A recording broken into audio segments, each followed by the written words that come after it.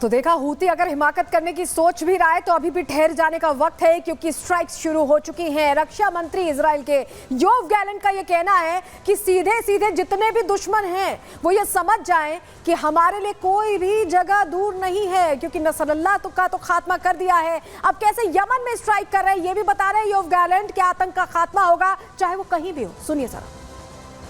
אנחנו רואים היום את התקיפה במרחק של 2,000 קילומטר בחודדה ובסביבתה, וההישגים כמו שהם משתקפים לנו הם מאוד מרשימים, והמשמעות היא ברורה: מי שמנסה לתקוף אותנו או לפגוע באזרחי ישראל ישלם מחיר כבד מאוד.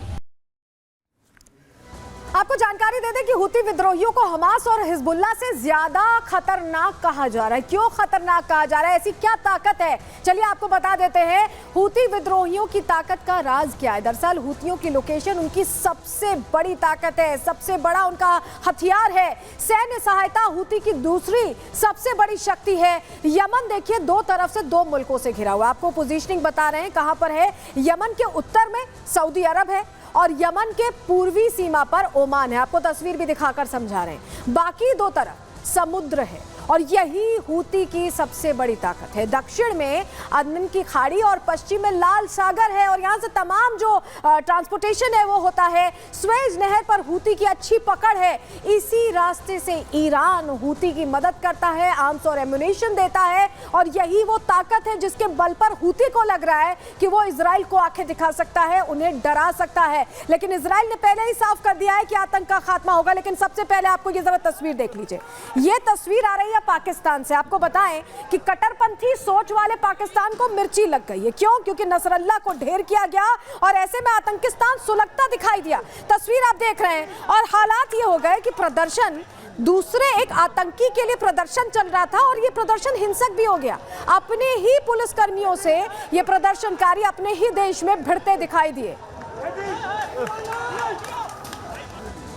तो इजराइल ने अपने सबसे बड़े दुश्मन को ढेर कर दिया है। लेकिन कट्टरपंथी सोच वाले देश, आतंक को सपोर्ट करने वाले देश आतंकिस्तान यानी पाकिस्तान को इससे मिर्ची लगती दिखाई दे रही। पाकिस्तान में खलबली मच गई है इस घटना के बाद। पाकिस्तान अब आंसू बहाता दिखाई दे रहा है, मातम मन रहा है। रिपोर्ट आपके सामने रख रहे हैं।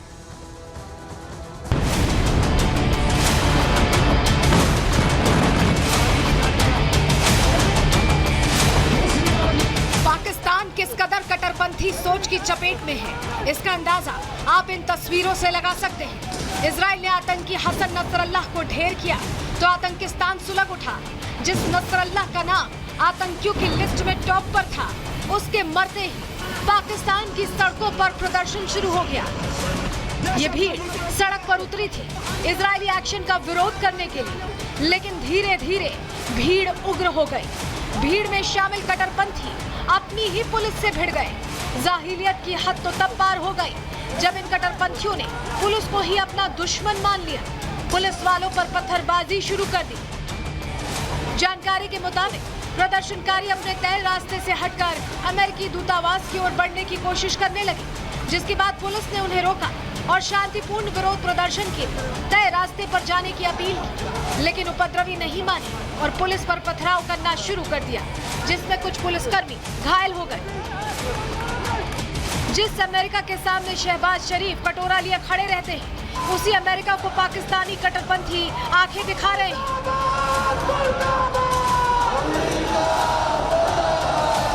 हमारा एक मकसद है कि इस्राइल ने एक बर्बरियत, एक जाहरियत की है। हम उस सैयद मजलूम शहीद से इजहार यकजहती और अमेरिका इस्राइल से इजहार नफरत के लिए सड़कों पर आए हैं।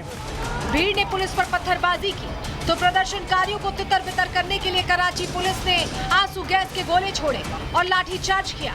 पुलिस ने पहले से ही कंटेनर खड़े कर दिए थे और अस्थायी बैरिकेडिंग कर दी थी, जिसे हटाने के लिए कट्टरपंथियों ने महिलाओं और बच्चों को आगे कर दिया, जिसके बाद पुलिस ने भीड़ को रोकने के लिए ताकत इस्तेमाल की। पाकिस्तान के लोग ही नहीं, पाकिस्तान के नेता और मंत्री भी आतंकी नसरल्लाह के मरने पर आंसू बहा रहे हैं। पाकिस्तान विदेश मंत्रालय ने इजरायली एक्शन की निंदा की। हसन नसरल्ला की मौत को बड़ी घटना करार देते हुए मंत्रालय ने लेबनान के साथ खड़े होने का संकल्प लिया।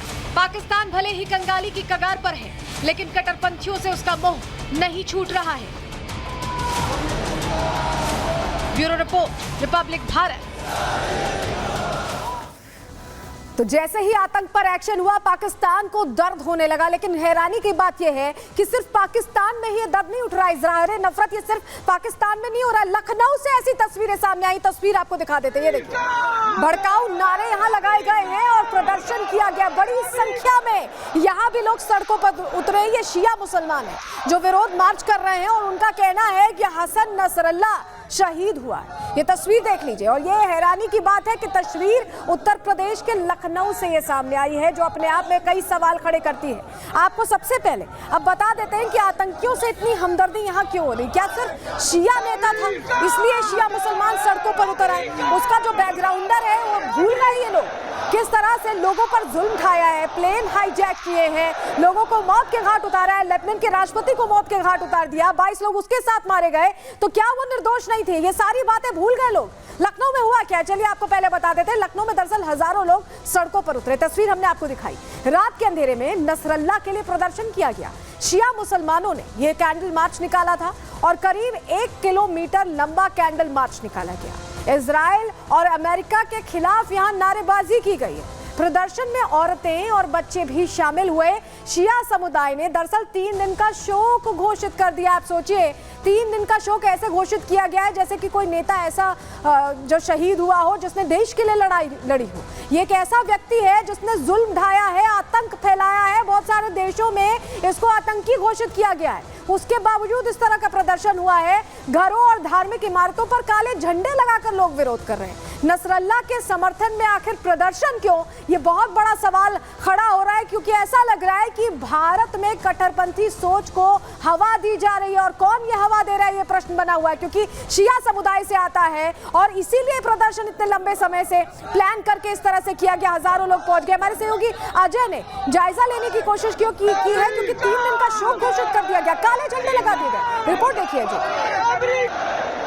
ये लखनऊ का मशहूर इमाम बाड़ा है और इमाम के बाहर जो है इमाम बाड़े की तस्वीर दिखाई दे रही है। अल अजल या इमाम सलाम या शहीद, जो नसरल्ला की मौत है उसे गमगीन तमाम जो लोग हैं पोस्टर्स लगाते यहाँ पर दिखाई दे रहे हैं। ये वो इलाका है जहाँ पर कल देर रात हज़ारों लोग सड़कों पर निकल आए नसरल्ला की यादों को लेकर। नसरल्ला जिनके ऊपर इजराइल ने ताबड़तोड़ हवाई हमले कर कई लोगों को मारा, और ये वो लोग हैं, इजराइल का दावा है कि इजराइल में आतंकवादी घटनाक्रमों के पीछे इनका हाथ है। नसरल्ला को लेकर लखनऊ में खास तौर पर तस्वीरें देखने को मिली। लखनऊ में शिया समाज के लोग एशिया में सबसे बड़ी क्वांटिटी में रहते हैं, सबसे बड़ी संख्या में रहते हैं, और शिया समाज के लोगों में खास तौर पर इस चीज़ को लेकर हम देखने को मिल रहा है। लखनऊ में शिया समाज के लोग हाथों में पोस्टर बैनर लेकर निकले। कल देर रात फिर हाथों में कैंडल लेकर यहाँ पर मार्च करेंगे शिया समाज के लोग।